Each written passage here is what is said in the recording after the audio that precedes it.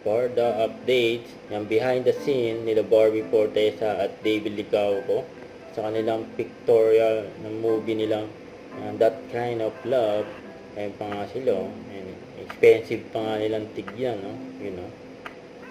Ayan na, sila Adam at Mila ng That Kind of Love. Ayan, marami na nag-aabang ng mga Barda fans sa kanilang movie. Ayan, on big screen. Siyempre. Ang pinagandaan niya nila Barbie at David. Ayan, side story ni Attorney Annette Gozon. Ayan, nagkaroon na secret meeting kasama si Barbie at boss ng GMA. You know.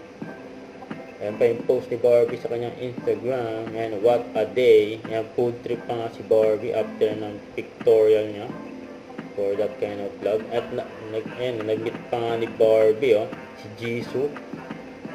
Ayan, Korean actor. Ayan, sa post ni Mami Amy. Ayan, may kabati po. Hello, Mariami. Mahal kita. Happy Mother's Day. Yan binati pa nga si Mami Amy. Ni Jisoo. May kasama pa nga autograph. Sana all.